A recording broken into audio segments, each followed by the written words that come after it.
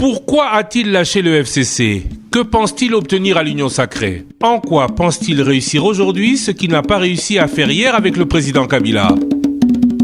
Face à face spécial Union sacrée, ce jeudi 14 janvier, après le journal de 19h. Après son ralliement au président Félix Tshisekedi, je reçois Lambert Mende Omalanga, député national.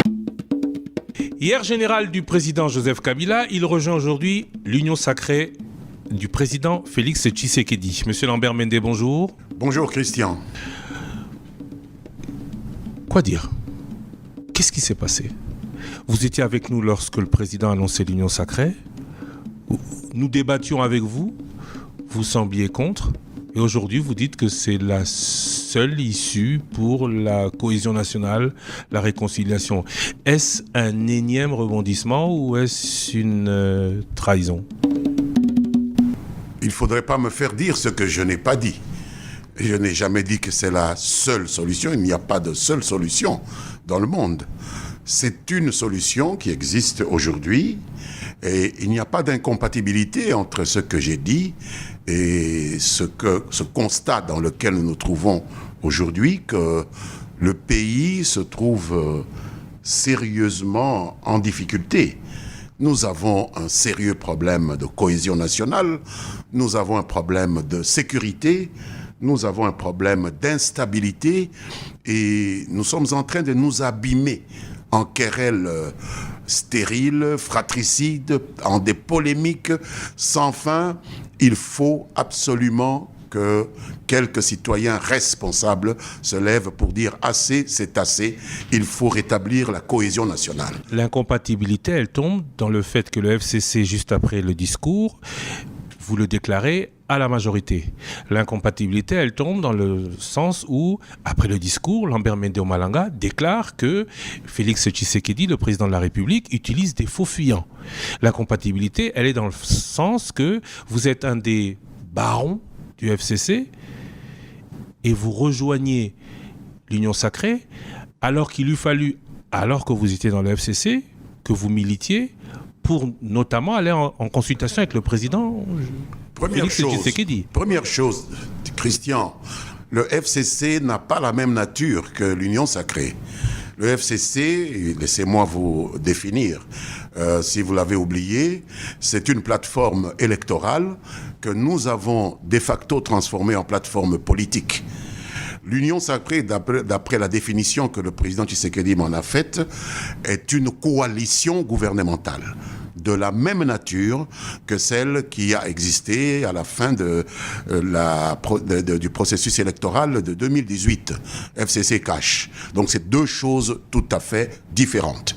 Et le fait d'appartenir au FCC ne rend pas incompatible l'appui que l'on peut apporter à la nécessité de créer un gouvernement plus large, une coalition beaucoup plus large. Vous y allez donc en tant que FCC ? Non, je n'ai pas à engager le FCC. Je ne peux engager que le regroupement politique dont je suis le responsable, l'alliance CCU et Alliés. Je ne peux pas parler au nom du FCC, mais si cela peut provoquer un déclic, je prends la responsabilité d'être parmi ceux qui provoquent ce déclic parce que le pays est bloqué. Alors, je pose la question différemment. Est-ce que vous êtes toujours FCC ? Naturellement. Je n'ai jamais quitté le FCC et je n'ai jamais eu l'impression qu'il y a une incompatibilité entre être FCC et participer à un gouvernement d'union nationale. Donc, vous allez au gouvernement en tant que CCU. Je ne vais pas au gouvernement. J'appuie l'idée qu'il y ait une coalition gouvernementale plus large que celle que nous avons faite avec le CACH. Vous allez à la majorité parlementaire avec l'Union sacrée, alors que le FCC, dont vous dites toujours appartenir, revendique toujours une majorité. Cela doit pouvoir se discuter dans la mesure où nous n'allons pas bloquer le pays dans un débat de juriste. Je respecte beaucoup le droit, mais il est important de tenir compte des réalités parce que le peuple ne mange pas le droit. Je reçois des réactions depuis que nous avons commencé cette réflexion au sein de notre famille politique, l'Alliance CCU et Alliés, depuis plus d'une semaine. Vous savez que j'ai reçu les explications du président Tshisekedi que j'ai rencontré et à qui j'ai posé la question sur la nature exacte de son initiative et j'ai partagé sa réponse avec tous les miens et nous sommes arrivés à la conclusion qu'il fallait quelque part faire bouger les lignes. Vous avez dit ne pas s'enfermer dans le droit. Je reviens sur les faits. Le FCC est majoritaire, oui ou non? Juridiquement, le FCC est majoritaire. Politiquement, des évolutions peuvent être observées. Il faut en tenir compte. Avant que le constat ne soit fait, vous quittez le navire. Mais je n'ai pas quitté le navire. Qui vous a dit que j'ai quitté le navire? Vous êtes toujours au FCC? Naturellement. Et vous allez à l'Union Sacrée que le FCC refuse? Il n'y a aucune incompatibilité et je n'ai pas vu de décision que le FCC ait prise pour dire formellement qu'il refusait l'idée qu'on élargisse la majorité gouvernementale. Vous n'avez pas lu les communiqués de la coordination du FCC qui condamne ces manœuvres? Vous n'avez pas vu les communiqués de la coordination du FCC qui déclare la démarche du président Tshisekedi d'inconstitutionnelle? Vous savez, nous avons des problèmes au niveau de notre structure, le FCC. Vous savez que la coordination est elle-même remise en cause de l'intérieur même de la maison. Et donc, c'est un débat que je n'aimerais pas avoir ici pour ne pas donner l'impression de vouloir casser du sucre sur le dos de mes amis.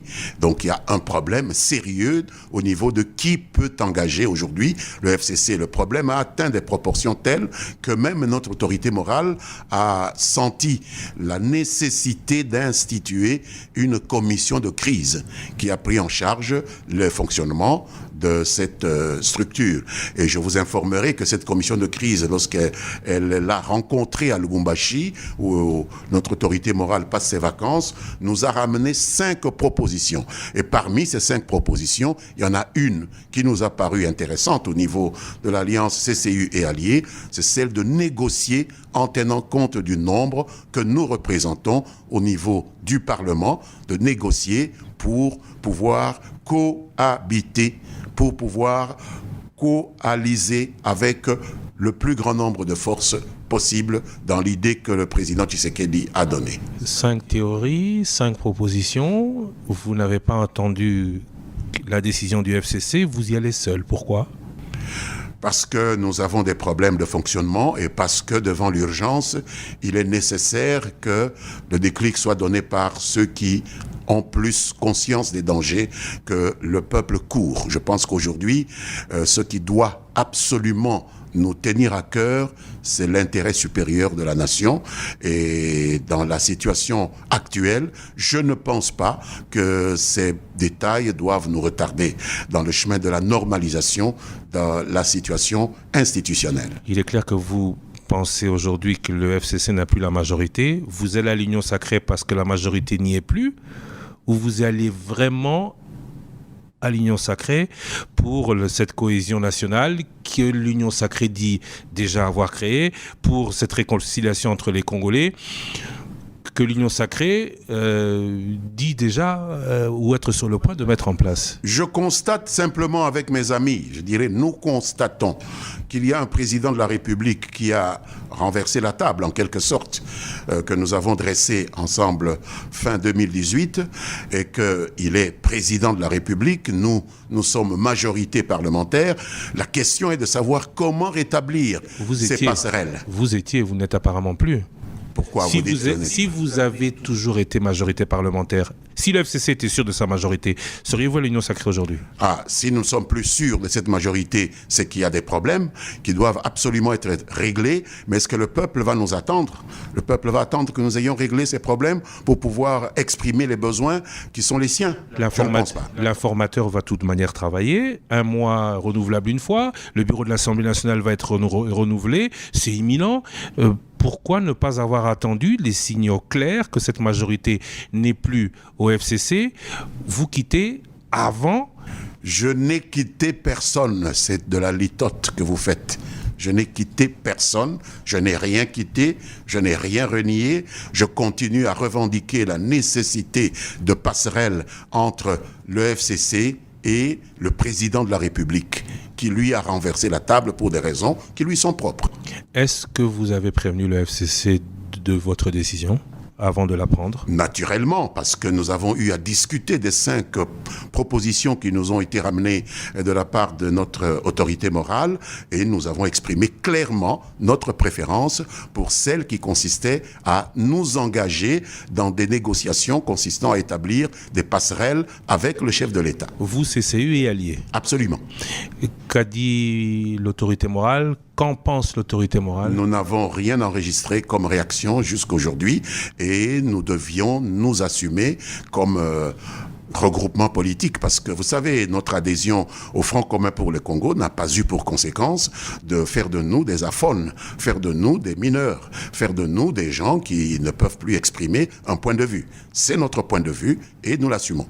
Aujourd'hui, êtes-vous ce que certains déjà appellent dans cette arche de Noé que semble devenir l'Union sacrée, ou seriez-vous un cheval de Troie? Vous allez me dire non, mais pourquoi ferait-on confiance à un général du FCC qui dit être toujours du FCC alors que les autres qui sont partis avant vous du FCC ne s'en réclament plus, qui va dans une union sacrée alors qu'hier il aurait pu tout faire pour que tout le monde vous alliez ensemble dans une union sacrée pour la nation? Vous savez, je n'ai pas besoin de faire confiance à qui que ce soit, à part ceux qui m'ont mandaté pour être député aujourd'hui, être membre du FCC, qui est une plateforme de facto. Il y a beaucoup d'émotions dans ces analyses qui sont faites des positions que les uns et les autres prennent, beaucoup de grandiloquence. Le problème que nous avons à résoudre est un problème de stabiliser un pays qui va à volo. Et donc nous devons assumer nos responsabilités, chacun de la manière qu'il estime la plus efficace. Voilà tout. Aujourd'hui, qu'est-ce que vous pensez pouvoir aller faire à l'Union sacrée et éventuellement au futur gouvernement que vous n'avez pas réussi à faire, puisque le constat du président de la République, Félix Tshisekedi, c'est que les 2 années avec le FCC et auparavant, Félix Tshisekedi est clair là-dessus, les années avec Kabila n'ont pas apporté le bonheur qu'il espère apporter avec cette union sacrée? Lorsque je me suis entretenu avec le président Tshisekedi, j'avais émis 3 souhaits que vous pouvez considérer comme des conditions qui ont abouti à ce que cette décision soit prise. Premièrement, relativement à la nature même de son initiative. Est-ce que c'était un parti politique ? Auquel cas, nous aurions été dans cette posture d'un parti qui va adhérer à un autre parti, ou d'un regroupement qui va adhérer à un autre regroupement. En réalité, telle n'était pas sa vision. Il m'a dit qu'il s'agissait d'une coalition gouvernementale élargie. Et là, ça m'a rassuré, puisque de coalition, nous en avons fait depuis l'aube des temps. J'étais dans une coalition avec le docteur Tshisekedi, son père. J'étais dans une autre coalition avec le premier ministre Kengo Adondo. Et puis, je suis toujours dans une coalition avec lui maintenant, à travers mon ministre des Droits humains, M. Litté. Donc une coalition, ce n'est pas FCC Cash. Donc ce n'est pas la première fois. Deuxième condition que nous avons donnée, c'est qu'il puisse peser de tout son poids, qui est important, qu'il puisse s'impliquer comme président de la République et responsable d'un parti important dans le sérail politique congolais qui s'appelle l'UDPS, où nous constatons des attitudes de chasse aux sorcières contre le FCC. Donc vous voyez que je n'ai pas quitté le FCC, parce que je revendique cette nécessité de maintenir une passerelle avec le FCC, parce que le FCC, ce ne sont pas des diables, ce sont des Congolais. Et si on veut faire l'union de tous les Congolais, eh bien, il faut tenir compte aussi du FCC. En troisième lieu, j'ai demandé que l'on puisse prendre en compte la dignité, l'honneur d'une personne physique qui s'appelle Joseph Kabila Kabange, qui est l'autorité morale du FCC, compte tenu de ce qu'il a fait pour stabiliser, normaliser ce pays et rendre possible cette alternance dont nous sommes fiers depuis la fin de l'année 2018. Y avait-il des risques pour le président honoraire? Non, ce sont les conditions que j'ai données, parce que dans les discours qu'on entend ici et là, c'est comme si tout allait aller dans tous les sens. Et donc nous voulions nous assurer que ces conditions-là seraient respectées. Compte tenu de ce que j'ai entendu de mes entretiens avec le président, je me suis engagé pour être peut-être un des rares à défendre ces options-là. Quoi faire dans cette union sacrée que vous n'avez pas réussi à faire depuis 10-15 ans? Convaincre plus de Congolais que nous n'étions nombreux, que nous n'étions au sein du FCC Cash, parce qu'il y en a qui étaient en dehors du FCC Cash. Il faut ratisser beaucoup plus large. Et là, je suis d'accord avec le président Tshisekedi. Ratisser un peu plus large.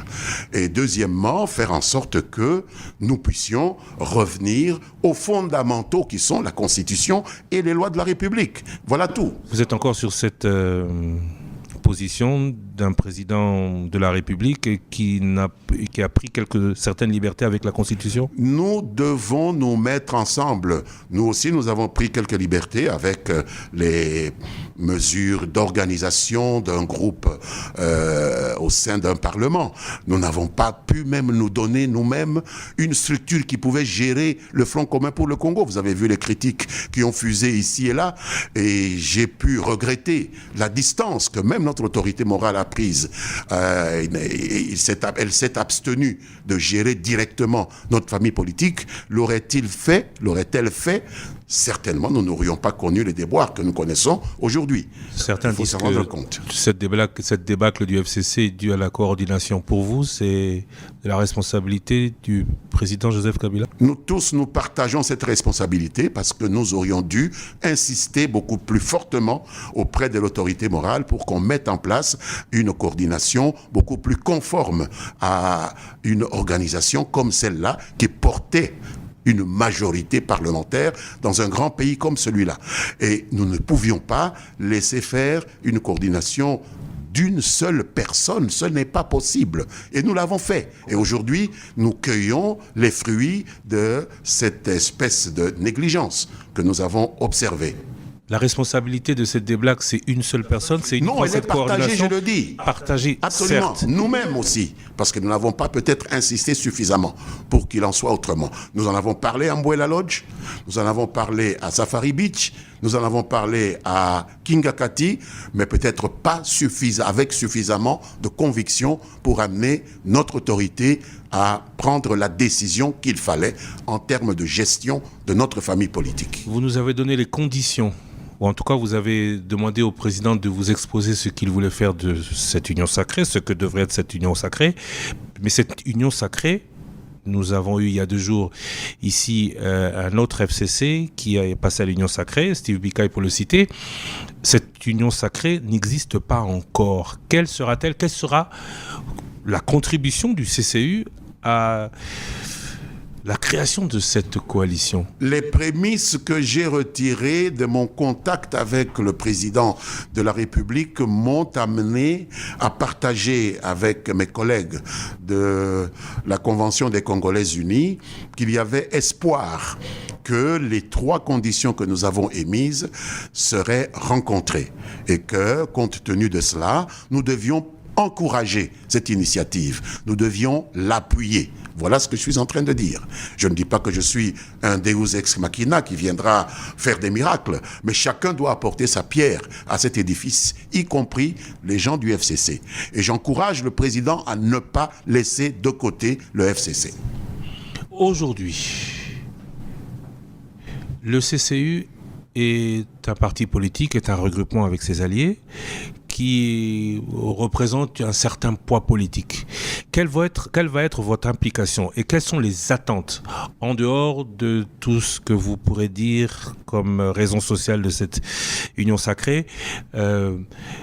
Qu'attendez-vous? Certains disent que c'est peut-être la peur de l'opposition qui pointait à l'horizon.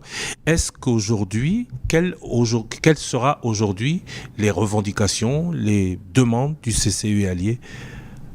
à l'Union sacrée? Vous savez, Christian, nous sommes les produits d'une longue opposition. L'opposition ne nous fait pas peur. Nous sommes le produit d'une opposition. Moi-même, je suis allé en exil 10 ans en Belgique, où nous nous sommes connus, vous et moi. Et donc, ce n'est pas cela qui peut me faire peur. Je considère l'opposition, l'exil, peut-être même la prison, comme des lieux de formation d'une élite politique. Donc, ce n'est pas cela qui nous fait peur. Nous avons des problèmes concrets d'un pays qui doit absolument émerger, d'un pays qui doit se développer. Et nous sommes en train de nous distraire en des querelles que moi je considère comme stériles, que la Constitution a déjà eu à résoudre. Alors, ce que nous espérons, c'est le rétablissement d'une cohésion nationale, qu'on accepte de se mettre autour d'une table avec un nombre aussi large que possible de Congolais, de Congolaises et de Congolais pour parler du Congo.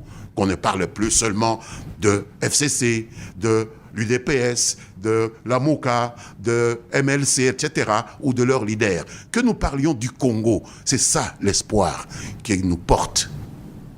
On parlera très prochainement Congo à l'Assemblée nationale.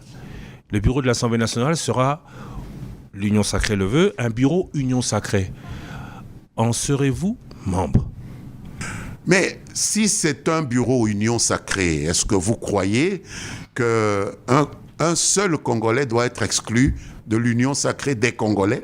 Est-ce que la CCU, parce que là, on est en train vous êtes en train de répondre, vous en avez l'art un peu en évitant ma question, est-ce que la CCU revendiquera des postes à l'Assemblée nationale et au gouvernement? Le temps n'est pas encore venu de discuter des candidatures à l'Assemblée nationale ou au gouvernement. Je vous assure que ce qui nous porte aujourd'hui, c'est la nécessité de mettre fin à la chienlit qui s'est emparée de ce pays au moment où des gens sont en train de crever à l'est du pays, au nord-est du pays, au moment où certaines provinces sont rentrées pratiquement dans le Moyen-Âge. C'est le cas de ma province.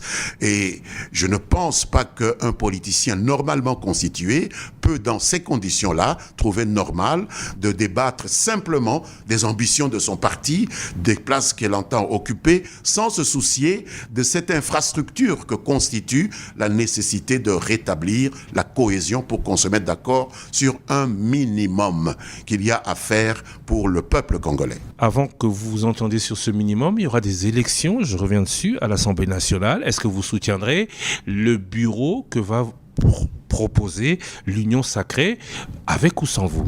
Mais écoutez, tout dépendra de ce que les candidats... C'est pourquoi il y a une campagne électorale. Vous savez, les élections au bureau de l'Assemblée nationale sont précédées par une campagne électorale. Il y a plusieurs candidats qui viendront défendre chacun un programme. Nous entendrons, nous écouterons ce que chacun aura à dire, ce qu'il nous proposera comme projet de la gestion qu'il voudra nous proposer à l'Assemblée nationale, et nous aviserons le moment venu. Voilà tout. Le FCC dit que cette Assemblée nationale dirigée par son bureau d'âge ne peut pas faire du contrôle parlementaire. C'est un point de vue. Il ne m'appartient pas de débattre de cela ici avec vous. Est-ce que vous participerez éventuellement au vote de la motion de censure annoncée par certains à l'Union sacrée contre le Premier ministre si celui-ci ne démissionne pas? Je ne sais pas si cette motion est déjà effective. Je crois comprendre que d'après ce que le doyen d'âge de l'Assemblée nationale nous a annoncé, il n'y a pas de motion qui a été déposée jusqu'à présent. Je repose ma question, M. Lambert-Mende. Je repose ma question. Le président de la République veut le départ du Premier ministre qui n'a toujours pas démissionné. Si motion il y a, allez-vous participer, oui ou non, au vote? Le FCC annonce déjà plus ou moins qu'il n'y participera pas parce qu'il ne reconnaît pas au bureau d'âge la compétence de parler de contrôle parlementaire. Ça, c'est un problème juridique. Si la motion est présentée, chaque parlementaire en son âme et conscience, vous savez que le vote impératif n'est pas accepté en droit congolais. On ne peut pas imposer à un parlementaire le sens de son vote. Il vote en âme et conscience. Si la motion vient à être présenter, nous aviserons, puisque le Premier ministre ne va pas passer à la casserole sans avoir l'occasion de présenter ses moyens de défense par rapport à ceux qu'il accuse d'avoir posé je ne sais quels actes. À ce moment-là, chaque parlementaire, et j'en suis un, pourra en âme et conscience prendre une décision. Ce n'est pas devant votre média que je vais vous donner mon point de vue. En âme et conscience, par solidarité avec votre nouvelle future coalition, vous ne trouvez pas qu'il serait normal de voter, d'y prendre part ? Je ne peux pas vous dévoiler ici et maintenant le secret de la décision que je prendrai en âme et conscience, puisque ça se passe dans ma conscience et dans mon âme. Est-ce que si celle-ci n'était pas en relation avec votre âme et conscience, vous pourrez, comme premier acte d'appartenance à l'Union sacrée, voter contre la volonté du groupe auquel vous voulez désormais appartenir ? On peut appartenir à un groupe et voter différemment des autres membres du groupe. C'est ça le principe de la non-légalité du vote impératif. Donc, ce n'est pas des questions qu'il faut poser à un parlementaire expérimenté comme moi. Je vote en fonction de mes convictions. Je ne vote pas en fonction des mots d'ordre que quelqu'un pourrait me donner. Comment pensez-vous faire la cohésion nationale si vos convictions vous montrent, c'était notamment le cas du FCC il y a peu, que la voie utilisée par l'Union sacrée n'est pas bonne? Comment est-ce que vous y parviendrez? Je ne sais pas. Les questions concernant le jugement des valeurs sur les initiatives prises par l'Union sacrée sont dépassées, à mon avis. Aujourd'hui, nous sommes en pleine déconfiture. Le pays est en pleine phase de décomposition. Il faut un déclic, il faut un sursaut. Je pense que ce débat est largement dépassé à l'heure où nous sommes. Ce débat est d'actualité au moment où les gens se posent la question de la sincérité des uns et des autres. Bien sûr que tout acte d'un être humain implique que l'on puisse évaluer si il pose cet acte de manière sincère ou non. Pour éviter les travers auxquels vous faites allusion, nous devons toujours nous concerter avec ce que nous appelons nos bases. C'est ainsi qu'après avoir parlé avec le président de la République le 6 janvier, je me suis abstenu de faire quelques déclarations que ce soit à la presse. J'ai attendu de pouvoir parler avec ma base, avec mes députés, avec mes sénateurs, et après cela, nous venons de faire connaître aujourd'hui notre point de vue. C'est la meilleure façon d'éviter de noyer ce qui doit être dit correctement dans des sentiments d'ordre personnel qui n'ont rien à voir avec l'intérêt général. Certains voient Jean-Pierre Bemba, excusez-moi, j'ai encore parlé des gens. Jean-Pierre Bemba, Premier ministre, le MLC semble mordicus tenir à cela. Moïse Katumbi, où son alliance prendrait la présidence du Parlement. Est-ce que travailler avec ceux que vous combattiez hier au sein du FCC sera chose aisée pour Lambert Mende? N'aurait-il pas peur de perdre de la crédibilité qui était la sienne? Ce n'est pas le nom d'un individu qui compte face à l'intérêt national. Nous avons été à un moment dans une situation d'opposition, nous, lumumbistes, avec d'autres personnalités avec lesquelles nous nous sommes retrouvés dans des coalitions gouvernementales. Je vous rappelle la coalition avec M. Kengo. Nous avons participé puisque le Haut Conseil de la République, Parlement de transition, nous a demandé de participer à un gouvernement d'union nationale. C'est l'intérêt supérieur de la nation qui nous guide. Steve Bika, je le recite, a parlé de faire allégeance au président dans cette union sacrée. Est-ce qu'on peut dire aujourd'hui que Lambert Mende fait allégeance à Félix Tshisekedi? Dans mon langage, ce mot est très peu usité. Je ne parle pas d'allégeance, je parle d'un jugement que je fais par rapport au programme, par rapport au projet, et j'ai eu besoin de recevoir ces explications que le chef de l'État a eu la gentillesse de me donner avant de pouvoir me déterminer. Donc l'allégeance ne fait pas partie sincèrement de ma pratique politique. comme individu. D'allégeance, il n'était pas question avec Joseph Il y Kabila? a toujours Non, pas d'allégeance, pas du tout. La seule allégeance que j'ai, c'est vis-à-vis de la République démocratique du Congo. Et c'est parce que Joseph Kabila s'est mis résolument au service des intérêts nationaux que, travaillant pour les intérêts nationaux, les gens ont conclu que moi, je travaillais pour Joseph Kabila. Il ne m'a jamais engagé comme quelqu'un qui travaille pour lui individuellement. Il ne me l'a jamais demandé. Jamais. Aucun jour. Le Front commun pour le Congo a annoncé il y a peu son retour en politique. Est-ce que c'est votre avis? Mais le Front commun pour le Congo n'a jamais quitté la politique, que je sache. Le retour du président Kabila.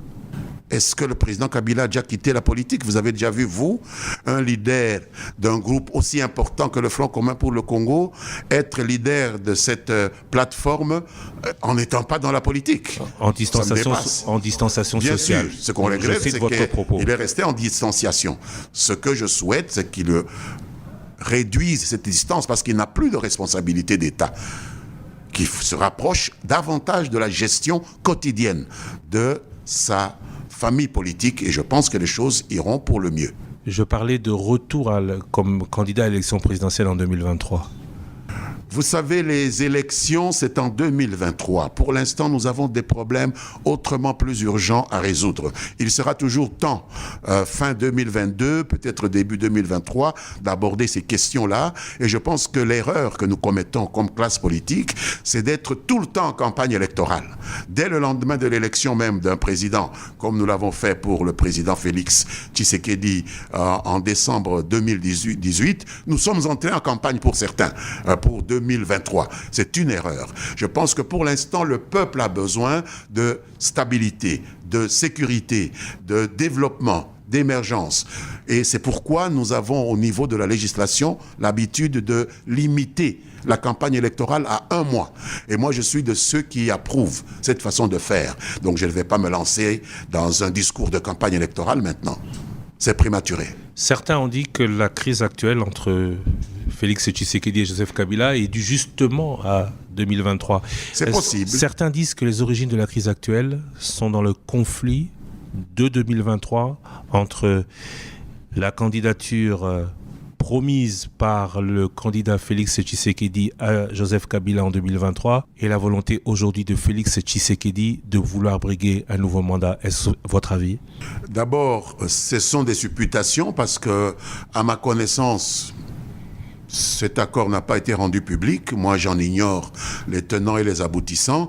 Mais si tel est le cas, ma conviction est que discuter de cette question de candidature pour 2023, avant même le début du quinquennat de celui qui concluait une alliance avec notre autorité morale, était quelque chose d'assez maladroit, qui pouvait nous entraîner effectivement dans des problèmes que nous connaissons maintenant.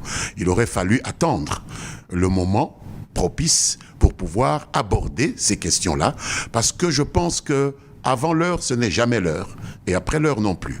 Il faut savoir choisir le moment opportun pour aborder avec le recul.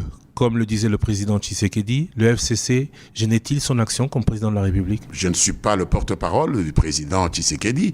Vous lui poserez la question, mais si tel est le cas... C'est ce qu'il a dit dans son discours, c'est ce qui a été constaté au cours des consultations, c'est ce qui a amené à l'Union sacrée. Ben, si le FCC gênait le président Tshisekedi, il eût été, à mon avis, approprié de pouvoir poser le problème au FCC, pour pouvoir avoir du FCC peut-être l'adaptation de ses comportements ou de ses attitudes par rapport à celui qui occupe la fonction aujourd'hui de première institution du pays et avec lequel le FCC a cru devoir, par patriotisme, conclure un accord de coalition. C'est important que ces choses-là soient mises sur la table, discutées en adulte et de manière responsable. Aujourd'hui, avec l'Union sacrée, il pourra mieux travailler qu'avec le seul FCC? L'Union sacrée, dans la mesure où il la conçoit comme une coalition beaucoup plus large que celle qu'a été le FCC et le CACH, pourrait permettre effectivement de mieux travailler parce qu'il y a plus d'esprit autour des problèmes comme cela et donc plus de solutions qui peuvent être envisagées de part et d'autre. Pourquoi a-t-il lâché le FCC? Que pense-t-il obtenir à l'Union sacrée? En quoi pense-t-il réussir aujourd'hui ce qu'il n'a pas réussi à faire hier avec le président Kabila? Face à face spécial Union sacrée, ce jeudi 14 janvier, après le journal de 19h. Après son ralliement au président Félix Tshisekedi, je reçois Lambert Mende Omalanga, député national.